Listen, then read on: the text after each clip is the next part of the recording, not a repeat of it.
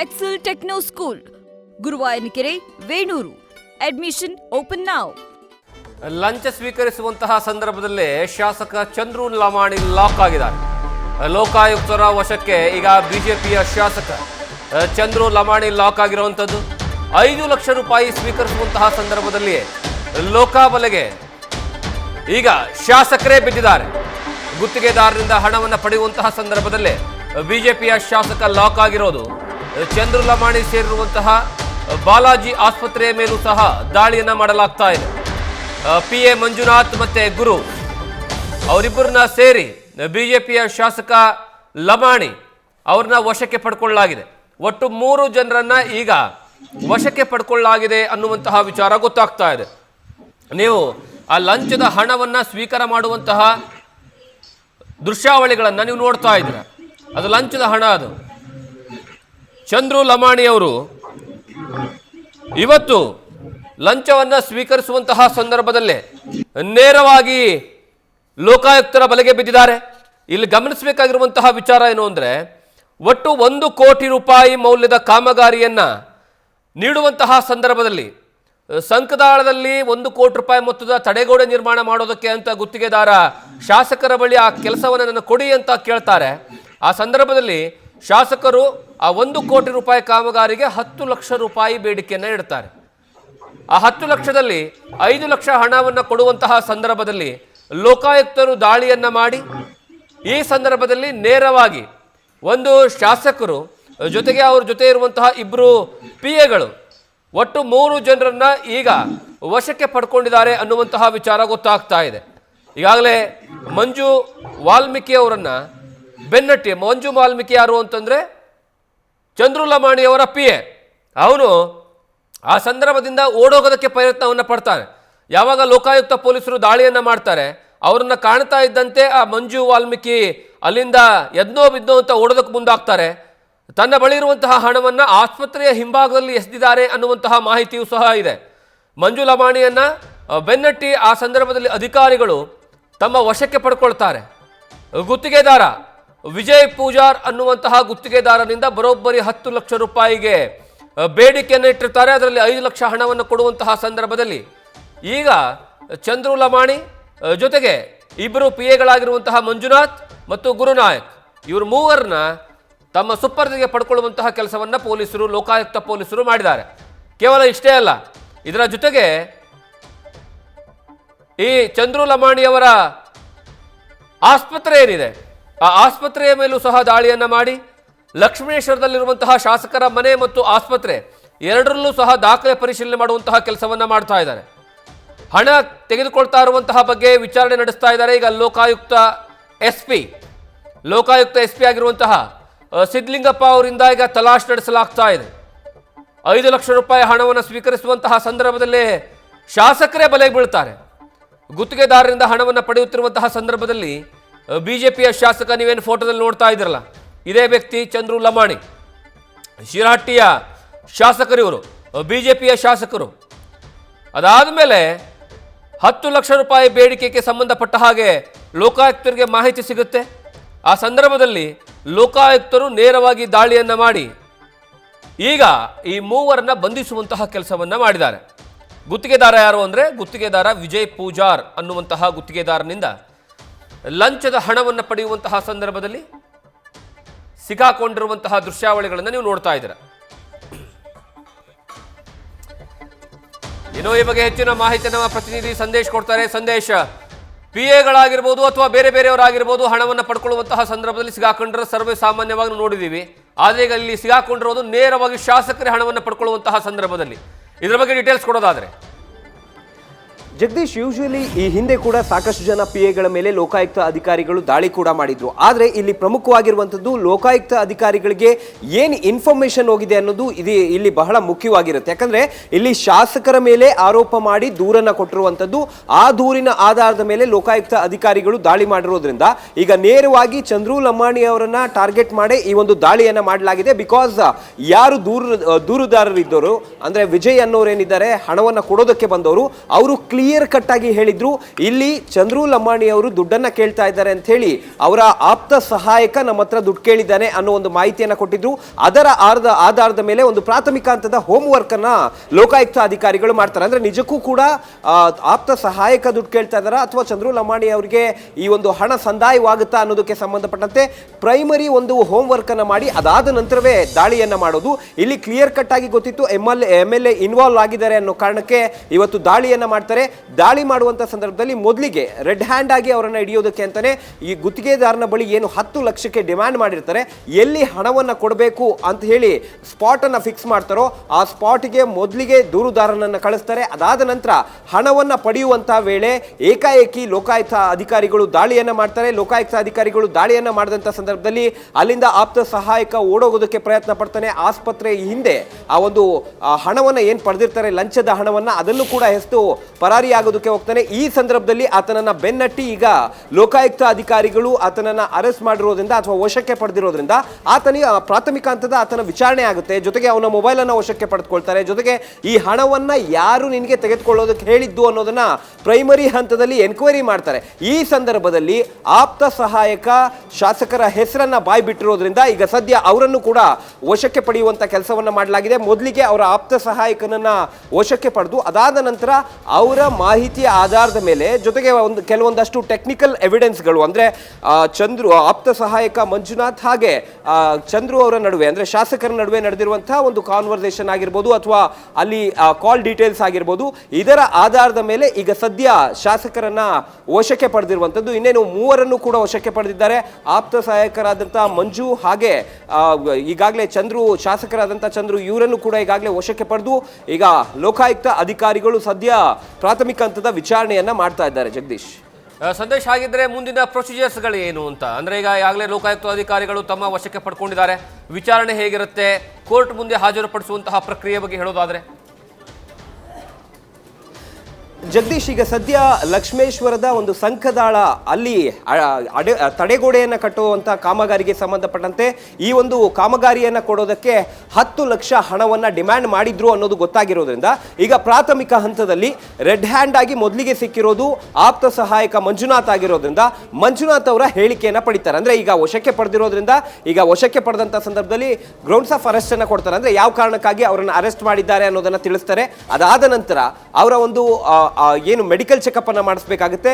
Medical checkup ಅನ್ನ ಮಾಡಿಸಿ ಪ್ರಾಥಮಿಕ ಹಂತದ ಹೇಳಿಕೆಯನ್ನ ಪಡಿತಾರೆ. ಅಂದ್ರೆ ಪ್ರಾಥಮಿಕ ಹಂತದ ಹೇಳಿಕೆಯನ್ನ ಪಡೆಯೋದು ಇವರನ್ನ ಯಾವ ಕಾರಣಕ್ಕಾಗಿ ಅರೆಸ್ಟ್ ಮಾಡಿದ್ವಿ, ಜೊತೆಗೆ ಇವರ ಮೇಲಿರುವಂತಹ ಅಫೆನ್ಸ್ ಏನು ಅಂತ, ಅಂದ್ರೆ ಇವ್ರು ಏನ್ ತಪ್ಪು ಮಾಡಿದ್ದಾರೆ ಅನ್ನೋದಕ್ಕೆ ಸಂಬಂಧಪಟ್ಟಂತೆ ಒಂದು ಪ್ರಾಥಮಿಕ ಹೇಳಿಕೆಯನ್ನ ಪಡಿತಾರೆ.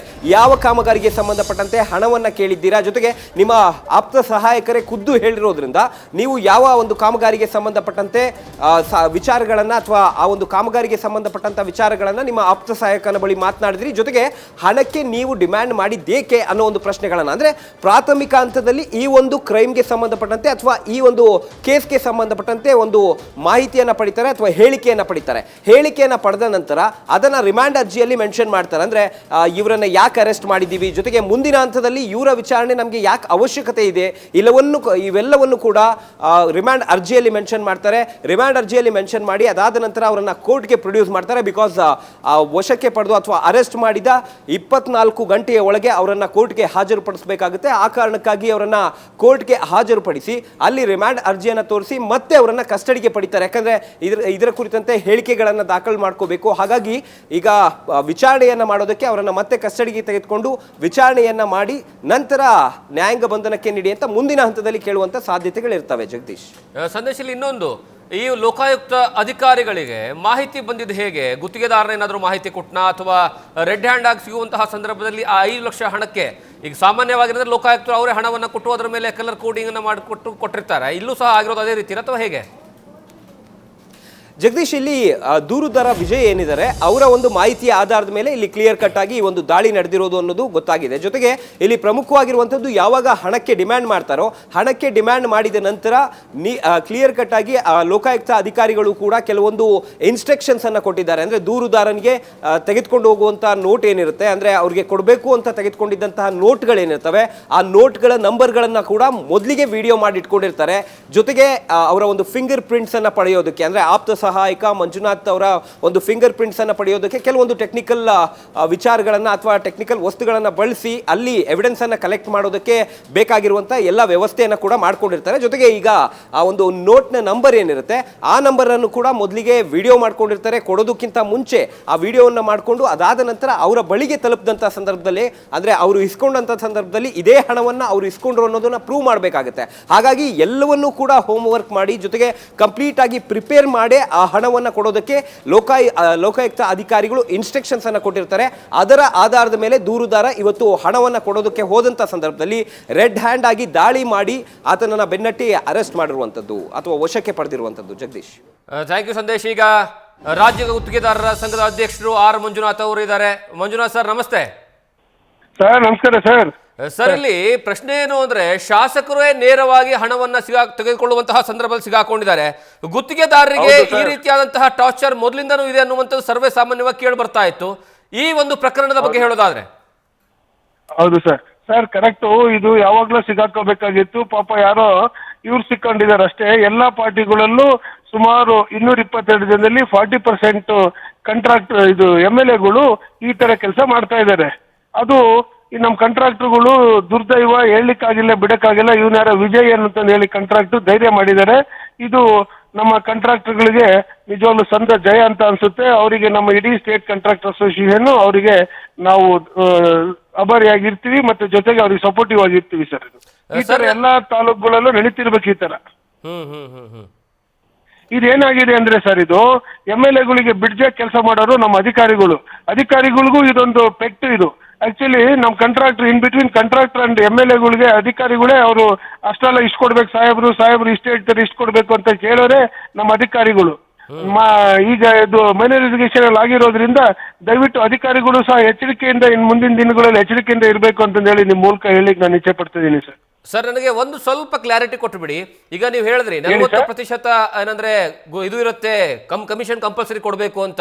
ಇನ್ನು 40% ಕಮಿಷನ್ ನ ಯಾರ್ಯಾರಿಗೆ ಎಷ್ಟೆಷ್ಟು ಹೋಗುತ್ತೆ ಸರ್ ನಿಮ್ ಪ್ರಕಾರ?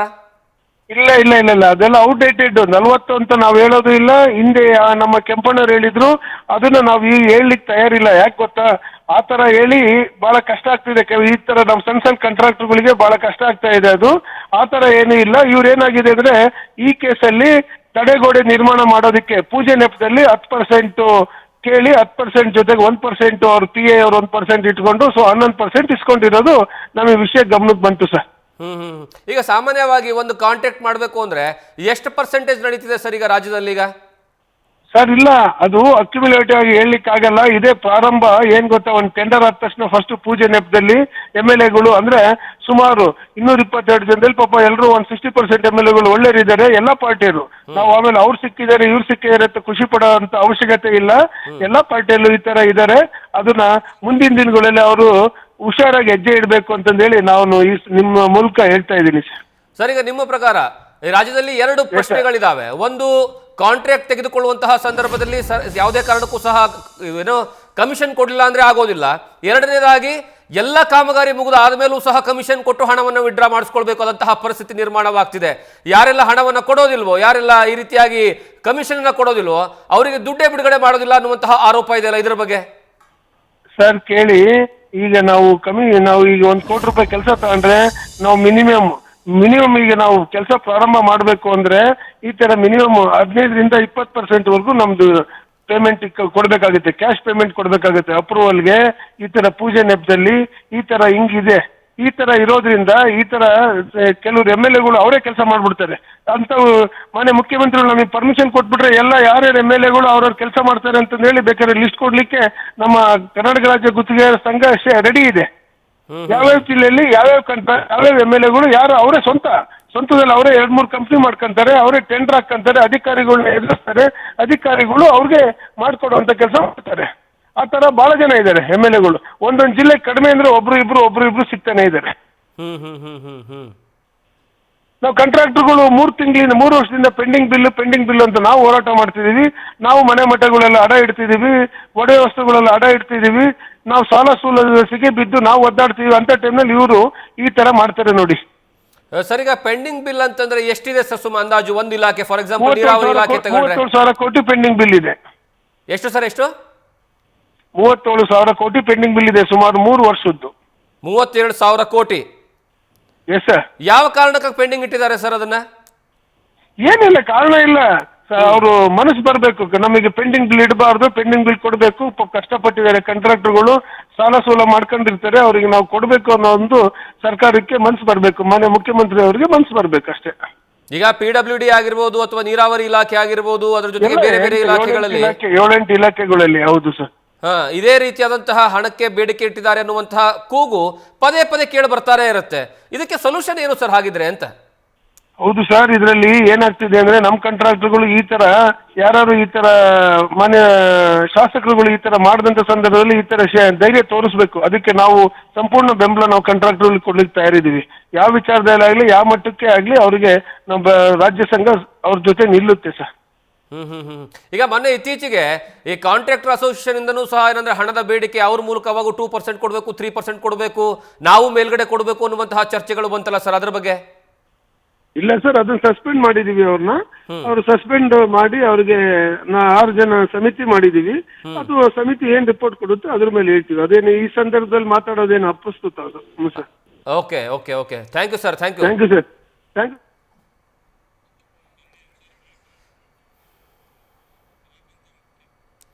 ನೀವು ಕೇಳಿಸ್ಕೊಂಡ್ರಲ್ಲ ಆರ್ ಮಂಜುನಾಥ್ ಅವರು ಮಾತನಾಡಿಕೊಂಡು, ಎಲ್ಲ ಇಲಾಖೆಯಲ್ಲೂ ಸಹ ಇದೇ ರೀತಿಯಾದಂತಹ ಪರಿಸ್ಥಿತಿ ಇದೆ. ಈಗ ನೇರವಾಗಿ ಮುಖ್ಯಮಂತ್ರಿಗಳ ಕಡೆಯಿಂದ ಬಂದಿರುವಂತಹ ಅನುದಾನವನ್ನ ಶಾಸಕರೇ ಕೆಲಸವನ್ನ ಮಾಡಿಸ್ತಾರೆ, ಗುತ್ತಿಗೆದಾರರಿಗೆ ಕೊಡೋದೇ ಇಲ್ಲ.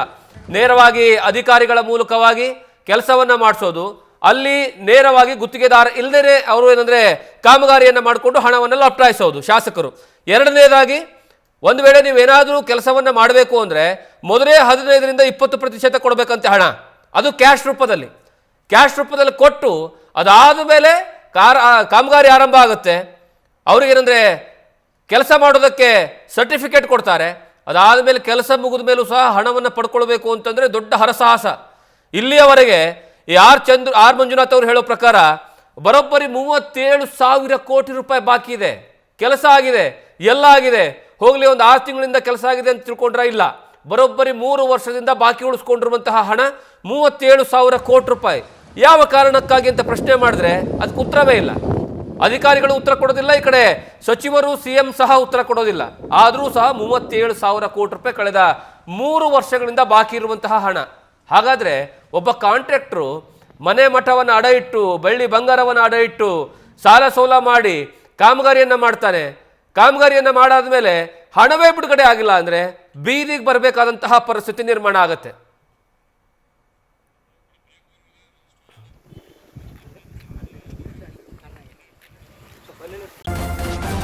ನ್ಯೂಸ್ ಫಸ್ಟ್, ನಿರ್ಭೀತಿಯಿಂದ ನಿಮ್ಮ ಪರವಾಗಿ.